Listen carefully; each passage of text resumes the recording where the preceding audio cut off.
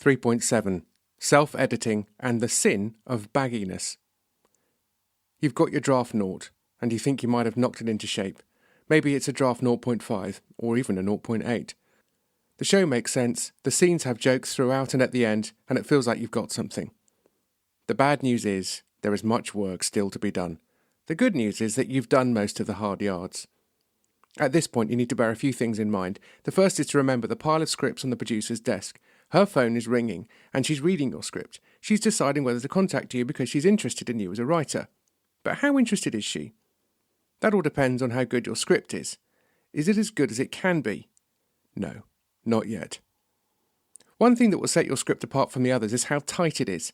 As a rookie writer, it's hard to have confidence in your characters and jokes. There's a tendency to shove it all in and hope the producer sees something she likes. Cutting stuff may cut the one thing that arouses their interest.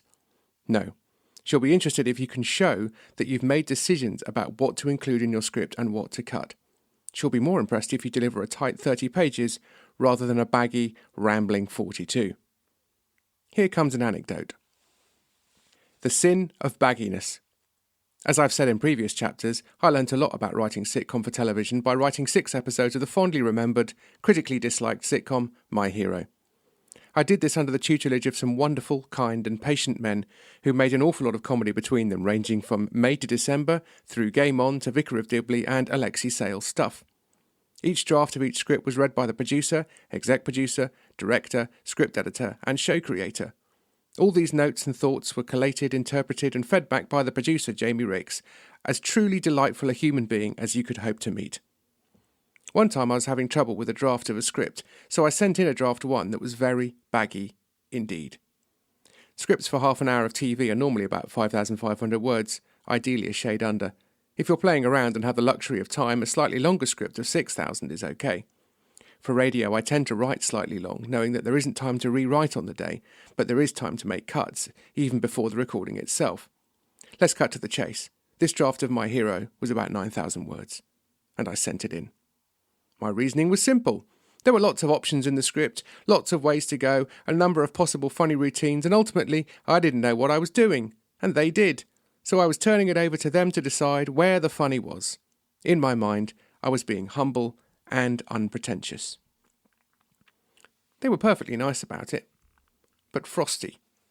I could tell they were profoundly unimpressed. And immediately I realised what an idiot I'd been. I was being paid good money to write a script and decide where the funny was, what the story was, and which way to go. They suggested that I wasn't clear on what the story was, and exactly what this episode was about. And they were right. I had no idea. And I'd abdicated my responsibility to write the darn show. I wasn't being humble and unpretentious. I was being lazy and spineless, and therefore unprofessional. The iciness in the room thawed. They were gentle with me, more so than I deserved. But that moment stayed with me. With my other hat on. Now I experience this bagginess from the other side. In my weak moments, I agree to read scripts for people. Quite often the script is over-length and it's accompanied by an email saying, I wasn't really sure what worked best, so I put it all in so you can decide. Whenever I read that email, my heart sinks. The first reason it sinks is I recall my own shame of doing this, and how it demonstrated my inexperience and laziness. I'm not saying that's why all people do this. It's sometimes sheer lack of confidence and a desire to show you're working, and it's essentially a quest for approval. It also makes my heart sink because I realise that this is going to be noticeably more work for me. I'm going to have to read a longer draft, twice, think about it for longer, feedback on more script, and ultimately think about which way to go, which takes up time and brain space. Then the rotten part of my heart kicks in and I think, hey, I'm not being paid for this. The writer should decide which way to go. And then the good part of my heart feels bad and ultimately agrees. And I'm tired, cross, and feeling guilty. Maybe other script editors are more patient, magnanimous, and understanding.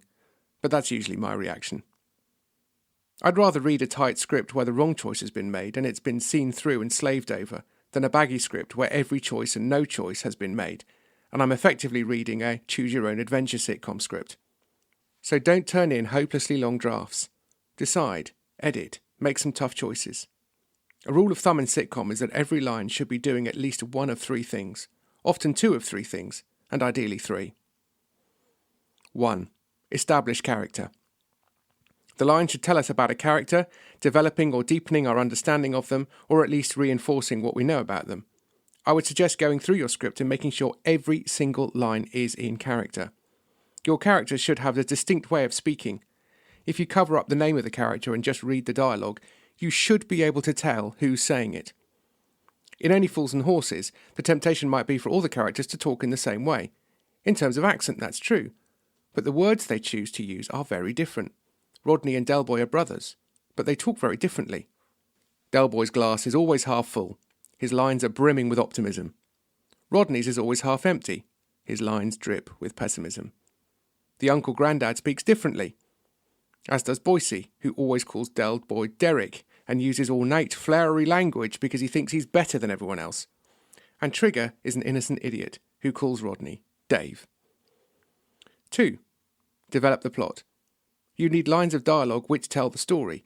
A character refuses to cooperate with another character's plan. Someone breaks some bad news or throws up a complication, or just throws up.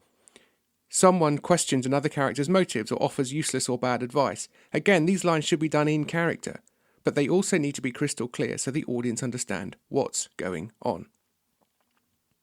3. A joke. It sounds obvious, but it's a sitcom. You need lines that make the audience laugh. Some lines aren't especially characterful and don't develop the plot, but they're really funny, so that's fine. The best kinds of jokes, though, are the ones that are only funny because they're said by a particular character in their own unique way, in a situation that warrants it. The problem is that these jokes tend not to work on their own, but our BuzzFeed listicle culture loves to snip out moments like Del Boy falling through the bar or Grandad unscrewing the wrong chandelier. These jokes are really brilliant and work in their own right, but they are the exception rather than the rule. When looking through Bluestone 4.2 for clips that could be used in trailers to be viewed by people who didn't know the show, I found relatively few. There were plenty of jokes, if I do say so myself, but very few of them worked as lines in their own right. I was quite pleased because this showed our jokes were firmly embedded in their characters and situation. In the end, one of the few lines from Series 1 that worked was Nick shouting at Simon, "You know why they're called booby traps? Because they get trodden on by tits like you." But even that joke was a joke in character, which developed the plot as Nick was telling off Simon for stepping outside the area that had been searched for IEDs.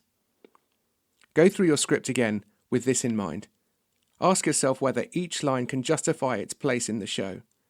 If it's not a good character line, it doesn't advance the plot, or it's not a joke. You have to delete it. Don't think about deleting it. Delete it, or turn it into a joke, or use it as an opportunity to express character. It may be that you have a string of lines that don't do an awful lot, or a scene that feels slow. Sometimes you can see a little exchange of 7 lines and you reckon you could achieve the same in 4 or 5 without losing clarity and plausibility. Do it. Look to finish the scene earlier, or start it later. Is a character repeating information we already know? Why say it again? Cut it. Every single line has to justify its existence. Done that? Good. You'll need to do it again, but I'll explain how in a moment.